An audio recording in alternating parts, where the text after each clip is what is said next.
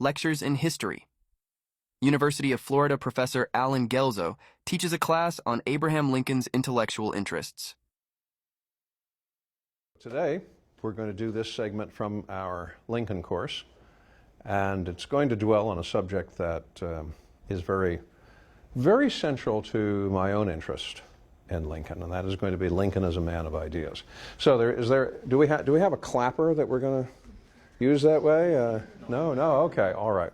Well, I guess in that case, I think we should be ready, and I'm trying to look my best, which is not really an improvement over the worst, but what can I say? All right. All right, welcome everyone once again to AMS 3607, which is our course on American characters and specifically about Abraham Lincoln. We're now 2 weeks into this semester, and we've considered a number of introductory matters about Lincoln, and that is, what are the kinds of images that people have of Abraham Lincoln? What are the kinds of books that have been written about him? What's the basic timeline that gets us from February 12, 1809 to April 15, 1865? Now I want to dig into some more of the detail of understanding this character, whom we revere as our 16th president, as the political figure who guides us through the trauma of the American Civil War, the man whom Merrill Peterson, if you'll recall from one of the introductory sessions, is generally understood to be the first American, using that term as Peterson uses it, or the great emancipator, or the self-made man, and so on and so forth, through the list of things that Peterson gives us. But one thing which does not appear on Peterson's list, and which I've come to regard as a very important aspect about Lincoln, is Lincoln as a man of ideas, which the first time that I say it, you're liable to scrunch your nose up and say, a what? Now, we understand Lincoln as a politician. We can even understand Lincoln as a lawyer. But Lincoln as a man of ideas, what does that mean exactly? And doesn't that make it sound like Abraham Lincoln is a kind of philosopher, a sort of academic intellectual? And yes, Professor, isn't this exactly the kind of trap that an academic will fall into, and that is to make the subject they're most interested in sound a lot like themselves? Yeah, all right, that happens. But Lincoln was a man of ideas, and a man of ideas that people underestimated at their peril. Remember that comment of Leonard Sweat's that I was describing to you, when Sweat said that anyone who took Abraham Lincoln for a simple-minded man would soon wake up with his back in a ditch? Yes, that's why. That's why they would wake up with their back in a ditch. Because they underestimated this man whom they met for the first time, speaking in this thick, drawly accent, as homely as an old post left out in the fields. They would look at him and think, well, here's somebody of very, very modest mental horizons. And they could not have been more wrong. Hence the introduction to the ditch that Leonard Sweat was talking about. Some people discovered that ditch without necessarily falling into it and breaking anything. One of them was John Milton Hay, who serves through the Civil War as one of Lincoln's 2 secretaries in the White House. The other secretary, the senior secretary, so to speak, they didn't have ranking, was John George Nicolay. But John Hay is the more literary of these two. And if you'll remember how I've described John Hay previously, John Hay is a graduate of Brown University, young man in his 20s. His connection to Lincoln comes through his uncle, Milton Hay, who practiced law in Illinois alongside Lincoln. And Milton Hay, who really hoped fervently that his nephew would become a lawyer as well, recommends his nephew to Lincoln. And so John Hay goes to work for Abraham Lincoln in the White House. Now, I want you to picture the contrast between these two. Youngish man, graduate of Brown, literary ambitions, no small amount of literary talent. He is going to become a poet, He's going to become a writer. He will eventually serve as Secretary of State under Theodore Roosevelt. So here's someone of some serious accomplishments. And he's going to go to work for this man, Lincoln, in the White House. Now, you know the old rule that no man is a hero to his valet, because the valet knows this particular great person on a day-by-day, hour-by-hour basis, so they're under no illusions. Well, Hay might have been thought to have participated in the same distance from a great subject. That's not what happens. One night in August of 1863, Hay is sitting up because his bedroom, along with Nicolay's, is in the White House. They take their meals at Willard's Hotel, a block or so away, but they're actually living under the roof of the White House. So one night, staying up late, Hay is having a discussion with Lincoln. What are they discussing? How to talk on philology, for which the T has a little indulged inclination. Now, first thing I have to explain is the T. That was his shorthand for the tycoon. That was what he called Lincoln in his diary, the tycoon, like the Japanese emperor. Okay. The real punch comes with having a talk on philology. Ethan, what is philology? I think it's a study of language. Yeah, exactly. Exactly. You want to be able to talk wisely and teach about the structure of languages. That makes you a philologist. All right? Sometimes if you're a really good philologist, you can invent a language all of your own. J.R.R. Tolkien was a philologist. And of course, he invented all the languages that went into making the Fellowship of the Ring. Well, philology, structure of languages.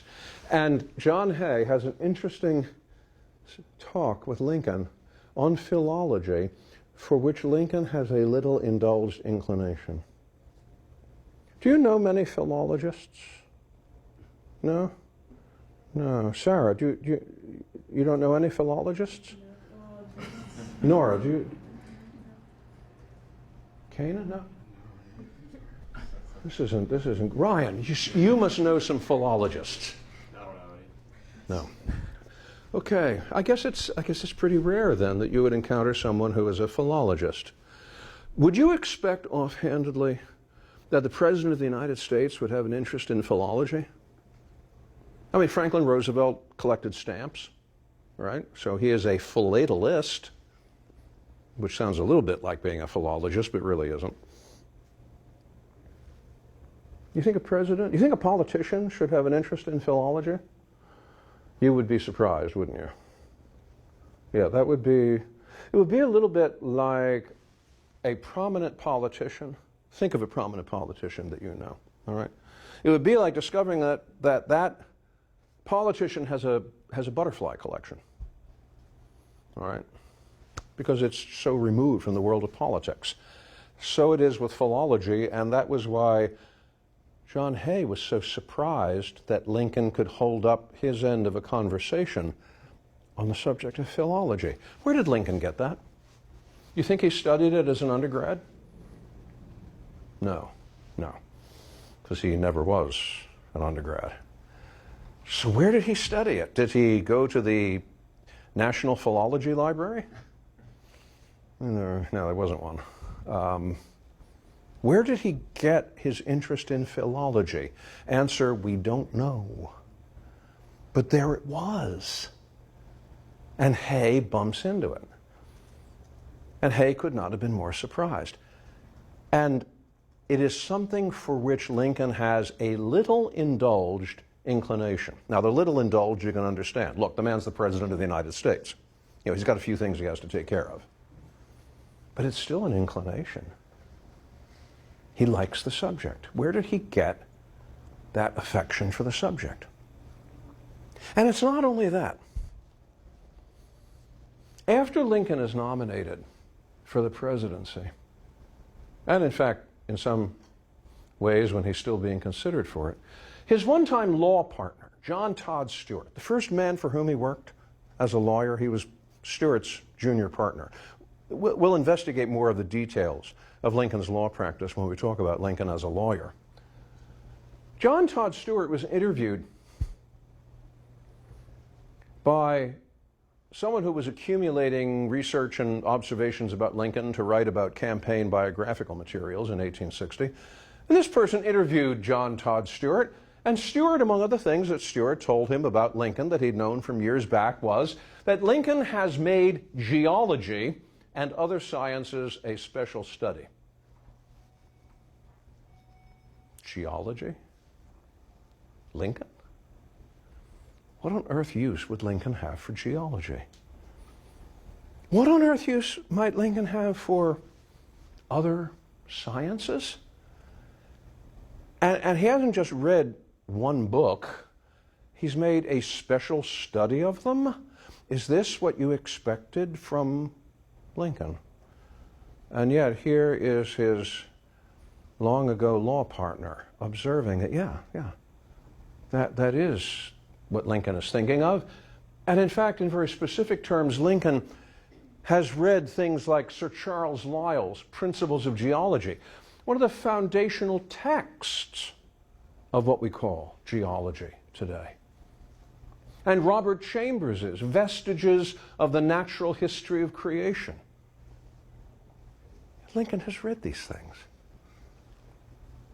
William Henry Herndon, his law partner for 14 years, said that Lincoln liked political economy, the study of it. Ryan, what is political economy? I'd have to assume. Right, exactly. It's not a term we use very much. And Wolfgang, before you smile too much about it, you tell me what political economy is. Isn't it kind of a Marxist understanding of how the economy affects, in a material way, politics? Oh, it's not just Marxists. No, not just Marxists. No, political economy, you might say, is the intersection between politics and economics.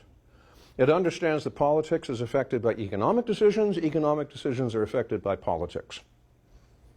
And as soon as I put it in those terms, suddenly people say, oh yeah, that makes sense, that's logical.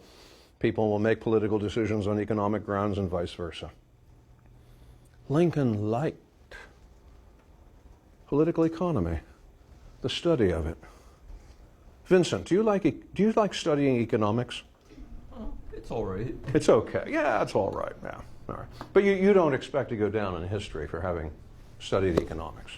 Right. Not Do we? the plan. Right. Yeah. I mean, are there any economics majors among us? All right. So you enjoy economics a great deal. To some extent. Yeah, I certainly hope you do if you're going to major in it. But Kanan, do you enjoy economics? Yeah. Oh, really? Oh, that's a surprise. I have some work I have to give you. All right. Osriel, do you like economics? I think it's useful. It's useful. All right. That doesn't exactly sound like an enthusiastic endorsement, but all right, we'll take it. But Lincoln liked political economy, liked the study of it. He liked getting into the nitty-gritty. He liked being in the weeds of political economy. Leonard Swett said that he loved principles and such like large political and national ones. So not just someone who is picking a policy here or a policy there and trying to make something that'll be persuasive enough to get people to vote for him. Someone who loves principles and such like large and political and national ones. To go back to John Todd Stewart, John Todd Stewart says of Lincoln to this interviewer, Lincoln had a mind of a metaphysical and philosophical order, a very general and varied knowledge, has an inventive faculty, is always studying into the nature of things. Does this sound like the Lincoln that we think we know? Does it sound like the Lincoln on that enormous chair in the Lincoln Memorial? Does it sound like the Abe Lincoln of legend? And the answer, of course, on every point is no. So that once again, this man Lincoln surprises us. Every time we turn around, there's something different than what we expected about him. William Henry Herndon, being his law partner of many years, at one point tried to list for some inquiring minds the kinds of books that were kept in the Lincoln Herndon Law Office. I mean, besides the usual law office books of court reports and so on like that. And Herndon went down quite a list, starting with Thomas Carlyle. All right, Nora, you know right off the bat who Thomas Carlyle was. Oh, sorry. Does anybody know who Thomas Carlyle was? Oh. Well, Thomas Carlyle was a very famous writer of British and Scottish origin. And he's read by just about everybody who liked to read in the 19th century. A very argumentative, brilliant writer. Hugely admired on both sides of the Atlantic. Thomas Carlyle. Ralph Waldo Emerson. Now, certainly we know Ralph Waldo Emerson. Yes? Yeah, at least the name. Yes, okay, we get some nods there. Ralph Waldo Emerson, the sage of Concord. Ralph Waldo Emerson's writing is there in the Lincoln Herndon Law Office. Theodore Parker.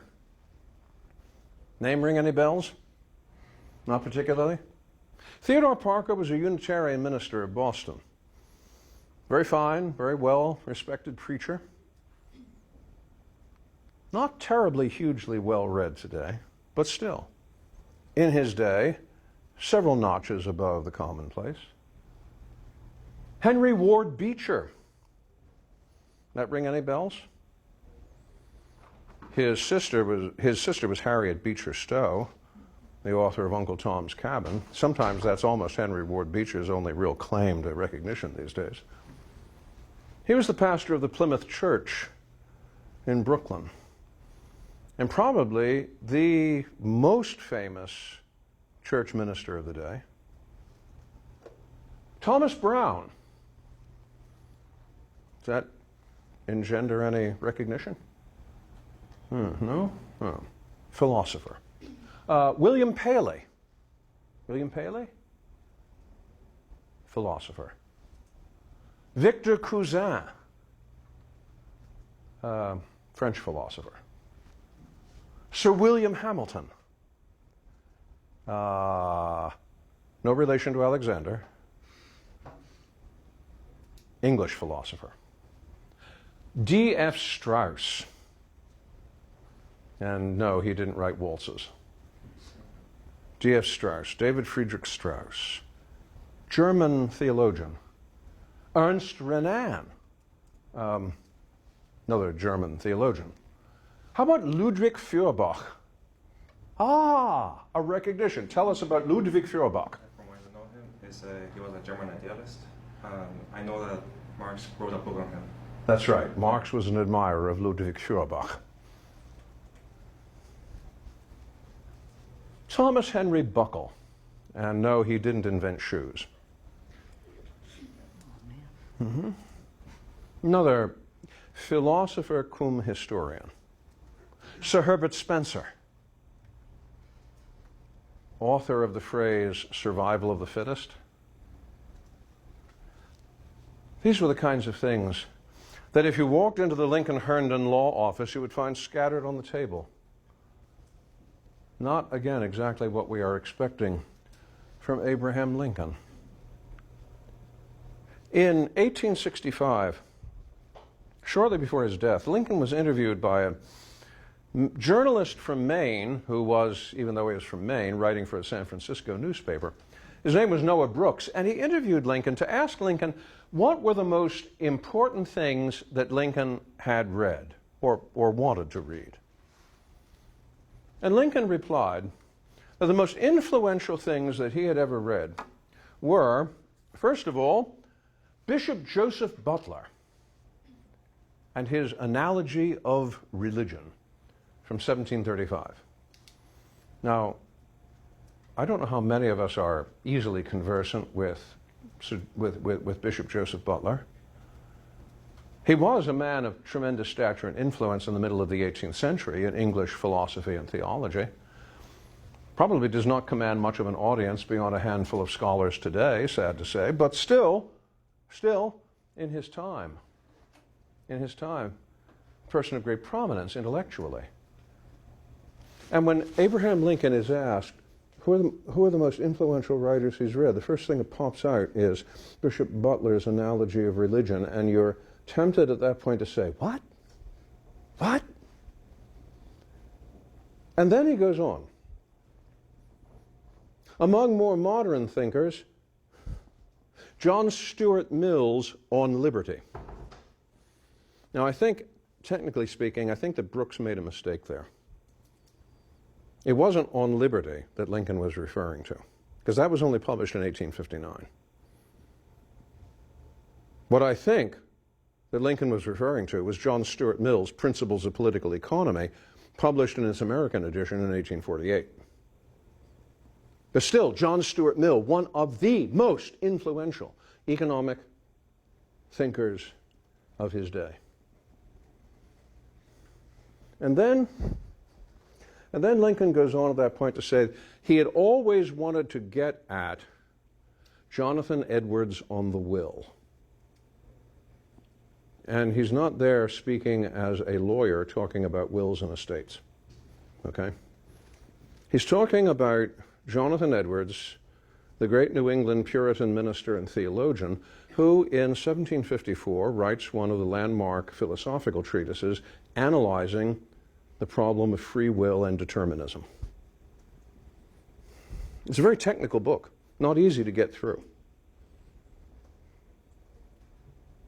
Lincoln wants to read it. You think, why?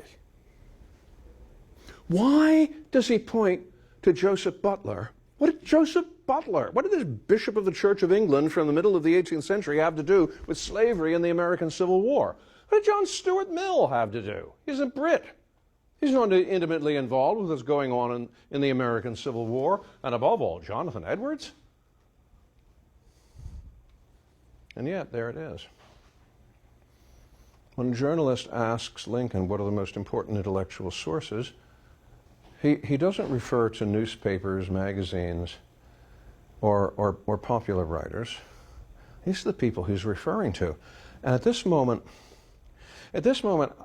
I think and I hope that a certain discomfort has crept into your mind that maybe you don't really know this Lincoln person after all. That there's a lot, not just something else going on here, but a lot of other things going on here, as there are. So let me drop back and try to suggest to you that there are three basic contexts that we want to become acquainted with as we are asking, what are the intellectual forces that shape Lincoln? And there are, in the broadest sense, there are three of them that we have to reckon with. The first of them is theological, and that is Calvinism. Now, Calvinism takes its name from the 16th century church reformer, John Calvin of Geneva, who is probably best known for his ideas about predestination. Now, can somebody get into 25 words or less what predestination is? Do I have a volunteer? Sarah. The idea that before man was created, God ordained specific people to be saved or not. That's part of it. In fact, not only people to be saved, but in fact, everything that happens. Yeah. Everything that happens is a product of the design and will of God. Everything. So, you thought that mosquito that bit you 3 years ago was some kind of annoyance and an accident. Before time and eternity, the Almighty had decreed that you should be bitten by that mosquito 3 years ago. Everything. Picking up that water bottle and taking a swig from it, that didn't happen just because you had an impulse to do it. It happened because it was divinely ordained. Now, some people will react to that and say, oh, come on. I mean, don't we all have free will? And the answer that could be given could be, yes, you have free will. But if you have free will, does that mean there's no such thing as cause and effect? I mean, don't we all say almost routinely, every effect has a cause, right? I mean, if an effect doesn't have a cause, then it happens randomly. And do we want to live in a world where everything is random? I mean, if everything is random, then in 5 minutes, this table could float upwards, all right? If everything is at random, then in 5 minutes, every one of the crew filming this session could turn into frogs. All right? I know that's not a pleasant prospect for us or for them, but couldn't it happen if there's no effect which necessarily has a particular cause? Couldn't that happen? Is that the world you'd like to live in? Not particularly. We'd like to know that when we intend something, then it is possible to move it to real existence. But if we say that about ourselves, why shouldn't we say that about the deity?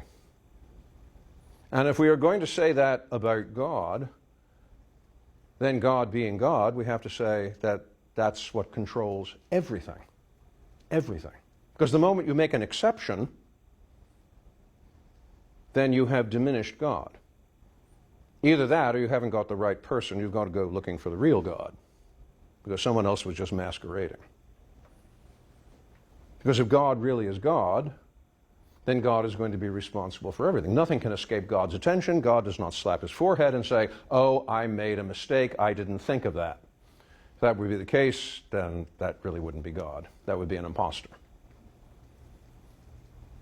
Calvinism, coming from the teachings of Calvin, and then mediated broadly through European thought, through Protestant theologians, and then in America, through other Protestant theologians.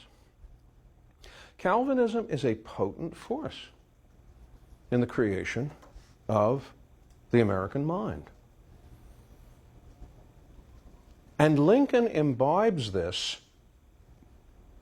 He imbibes this from his family in particular and the church to which his family belongs. For Lincoln's parents in Kentucky and Indiana belonged to a small Baptist sect which was starkly Calvinistic in its theology. And so Lincoln grows up imbibing the atmosphere of Calvinism, and especially the notion that everything that happens has a cause. Everything that happens happens because it had to happen. Things do not happen at random. And so Lincoln will frankly say, men had no free choice. Things were to be, and they came, irresistibly came, doomed to come.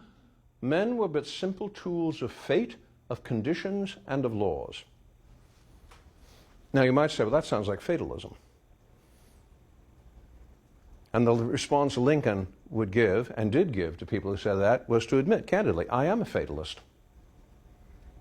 That is what I believe. Because if you believe in cause and effect, you can't introduce exceptions. That has to be the rule. Now, did that mean that Lincoln was personally religiously devout? No. But it did mean that he had acquired early on the habit of seeing everything in the world in terms of cause and effect, of seeing everything as being mandated by rules and laws which could not be bent or broken. And that applied as much to human beings as to any material substances. In addition to Calvinism, a second environment, a second broad force that we have to reckon with in understanding Lincoln's mind is the 18th century Enlightenment, the age of reason, so to speak. For Lincoln, what substituted for God was science and reason. It was not that young Lincoln entirely eliminated God. He just pushed God far, far, far personally out of his personal contact. What substituted for that was this sense that scientifically all material substances respond to the push and the pull of other material substances. And that's how we understand what happens in the world. And the people who teach this are people like Constantin Volney, whose name is no longer one to conjure with, but who was very popular in the late 18th, early 19th century. And Tom Paine, who is better known for people today as the great pamphleteer of the American Revolution, but who in the years after the Revolution wrote such extraordinarily scandalous books as The Age of Reason, advocating a deistic theology rather than a conventional orthodox Calvinistic theology. And no surprise then, Abraham Lincoln acquires a reputation for infidelity as a 20-something, of unbelief, in other words. So he writes a little book on infidelity, on non-religious belief, in the 1830s. The little book is so scandalous that a friend seizes the manuscript and throws it into the fire because he's afraid if other people read it, they'll have a very negative opinion of Lincoln. So that's one writing of Lincoln we have not yet been able to put into a collected writings volume. And then a third context for Lincoln is where we really do get political. And that is the context of Whigs and Democrats, and especially Whigs as manifested by the man whom Lincoln called his beau ideal of a statesman, Henry Clay, as opposed to the man whom every Whig despised, which was Andrew Jackson, the hero of the Battle of New Orleans. Yes, but also the man who stood for almost every principle that Lincoln confessed discomfort with. All right, let's find out a little bit more on this last point about Whigs and Democrats. For what, after all, was a Whig?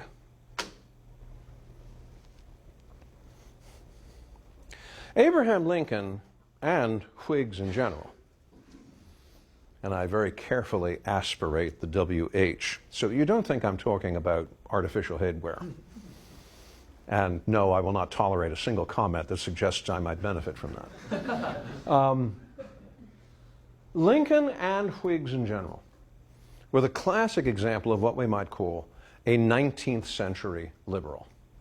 Now, when I use the term liberal, that tends to have one meaning in people's mouths these days. It's a very different meaning in the 19th century, because there we're talking about a kind of classical liberalism. In the 19th century, liberalism was the political application of Enlightenment thinking. And it can be identified particularly by three fundamental tenets of 19th century liberalism. One is the triumph of rights over status. Now, what do I mean by that? That sounds ambiguous. It sounds mysterious. Let me unpack it. Up until the age of the Enlightenment, people in Western society understood human society to be a hierarchy, a graded hierarchy. And in that hierarchy, at the very bottom, you had serfs and slaves and commoners. Okay? A level above that would be the nobility. And then the level above that, and you might say the apex of the pyramid, would be the royals, the kings, crowned heads. In this hierarchy, everybody had a place that they occupied. And the place was a permanent one that you inherited. If let us say that Nora's father is king of Ruritania, all right, then this means that automatically, whether she likes it or not, whether she's passed the exam for it, etc., etc., Nora, simply by fact of birth, is going to be a princess of Ruritania. Aren't you thrilled? That came so easily. Now, Osriel, for instance, Osriel also lives in Ruritania. Osriel's father is a butcher. What do you think Osriel is going to be? And the answer is not a princess. Okay? So, Osriel's father is a butcher. What is Osriel going to be? The lowest class. No, you're going to be a butcher. Okay? Because that's what your daddy was, okay? And any children of yours, they're going to be butchers, okay? It's just going to that's the way it has to be. Because that's the whole stability of the order is based on that. A place for everyone, and everyone in their place. And it's in a graded hierarchy. At the very top are the kings, and the kings are at the very top because if you go above that very top, the next level is God. God made the kings. God ordained the kings. God ordained the nobility. God ordained the commoners. So that hierarchy just simply had to be. And not only is that hierarchy there in terms of politics, it's there in everything you encounter. Do you want to know what makes the universe go round and round and round? All right, I'm going to give you a physics lesson in pre-18th century thinking. And the physics lesson functions a lot like this. Every material substance in the world possesses occult qualities. All right? You think that this table, just a table, right? You don't appeal to it. It doesn't have any direction. It doesn't make up its mind what it wants to do when it gets up in the morning. All right? It's just, material substance. I can bang on it. And I haven't hurt it. I might have hurt myself, but, I haven't hurt this. What do we say in this age before Enlightenment, technically speaking, before the scientific revolution of the 17th century? Every material substance, like every human being, has a place in the hierarchy of things. Why do rivers run down to the ocean? Vincent, why do rivers run down to the ocean? They flow out to a larger water source, typically. No. It's because water is seeking its appropriate level in the great scheme of things. Why? Why do more peasants die of smallpox than kings? Because peasants are lower to the earth. They are baser than kings. So more of them die of smallpox because they're baser. Everything has a nature. Everything obeys certain qualities.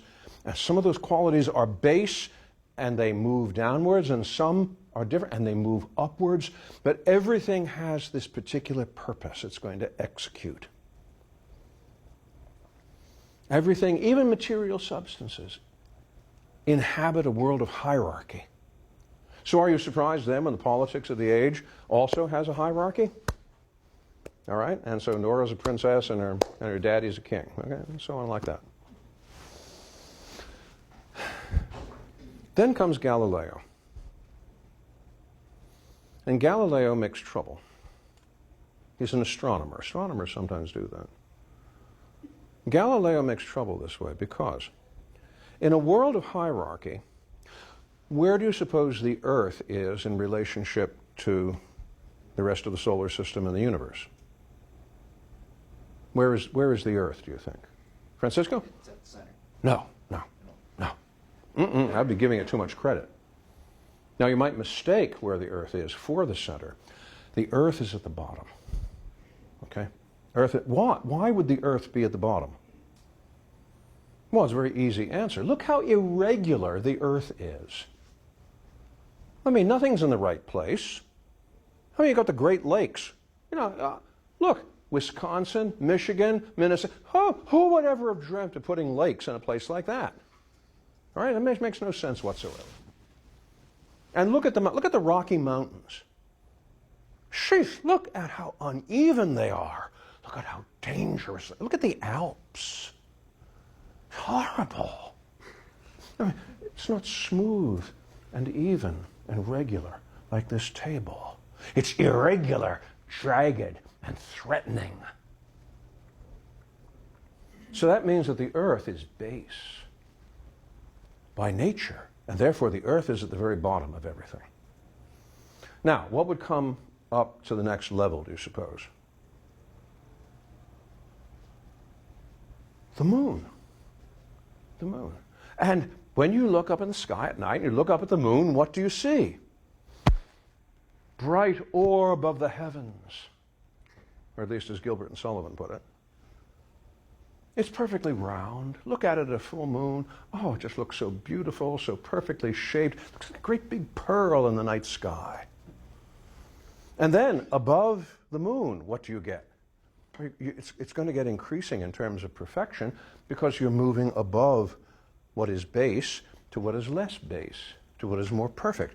So you go up through all the planets, and each one of the planets is superior to the other, and each one of them is becoming more perfect. And then you get to the stars, and the stars are even more perfect. And then beyond the stars, you get to the Empyrean realm.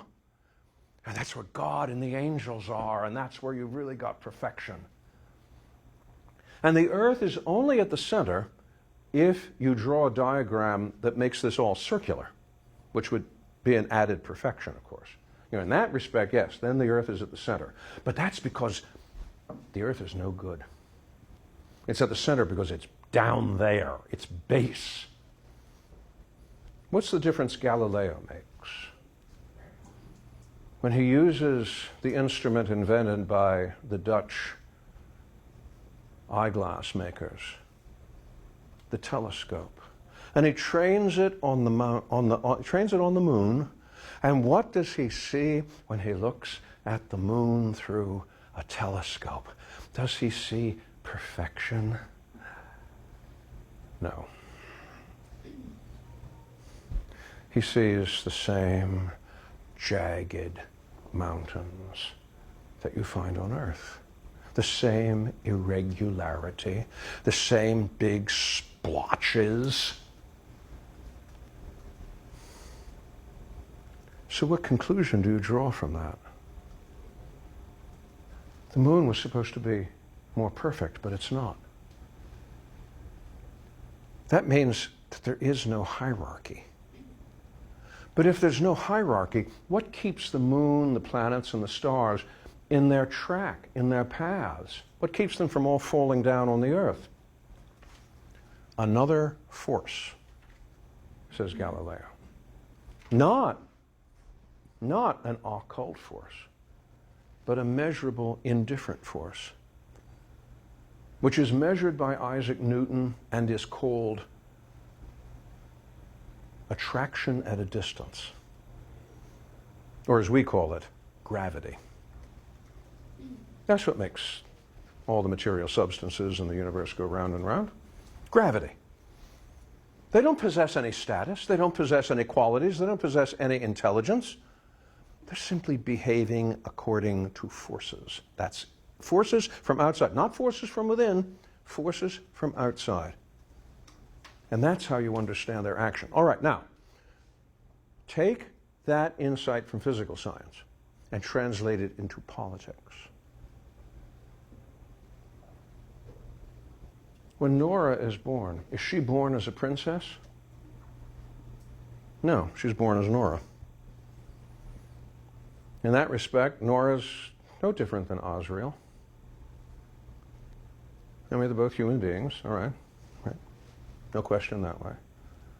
So what should make Nora superior as a princess to Asriel the butcher?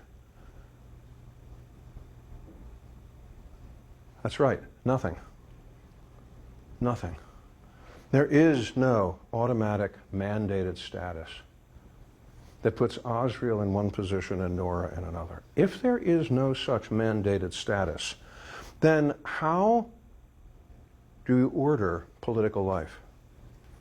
You order by everybody getting together and establishing an agreement. And suddenly, we are in a different world than the world of status and hierarchy. We are in a world where the only thing that matters are rights. Rights which belong to every individual equally, because that is what we lay down in the Declaration of Independence, which is the preeminent articulation of Enlightenment political thought and the repudiation of hierarchy. Lincoln is a classic 19th century liberal because he has no use for status, but every use for rights. And within an environment of status, there's no point in being ambitious because you can never be anything different from what you are. But in an environment of rights, you can transform yourself into something new and unprecedented. The princess can transform herself into, well, a princess. The daughter of the butcher can transform herself into a princess, or a president, or a chairman of the board, whatever. Because equally possessing rights, it's up to you to transform yourself. Transformation, self-transformation. And what is the best venue in which to exercise this self-transformation? For 19th century liberals and for Lincoln in particular, it is market capitalism as defined and explained by Adam Smith, a great Enlightenment economics thinker. So Lincoln is a liberal who values rights, values self-transformation, and loves the marketplace. And he is one with English liberals like Richard Cobden and John Bright, and French liberals like Alexis de Tocqueville and François Guizot. And elsewhere in the Hamilton curriculum, you will encounter Tocqueville. You will encounter some of these others. And it's no surprise then that Lincoln will feed on liberal political economy. That political economy that he was so interested in? Yes, it's the liberal political economy as Herndon specified it, because Herndon listed the books. John Stuart Mill's political economy, Henry Carey's political economy, John Ramsay McCullough's political economy. John Ramsay McCullough was a disciple of Adam Smith. Francis Wayland and some others, even the most radical of the liberals, Jeremy Bentham, and his notion of utilitarianism. Yes, this is where we locate Lincoln and his reading of political economy. This is where we locate Lincoln intellectually on this map of 19th century liberalism. If we thought for a moment that what we encounter in Abraham Lincoln is simply a very nice person who happened to have some canny political skills, well, yes, that explains some elements of Lincoln, but it doesn't come even close to explaining the intellectual complexity of the man. Remember, do not underestimate him.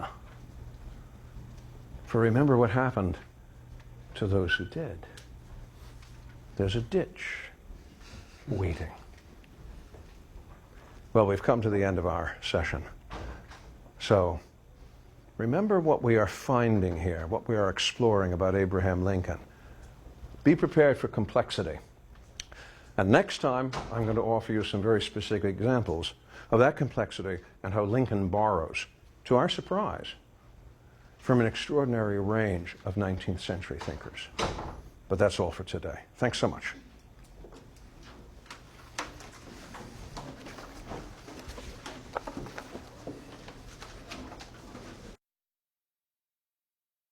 Next week on Lectures in History, USC lecturer Nora Lesserstone looks at how racial classifications throughout America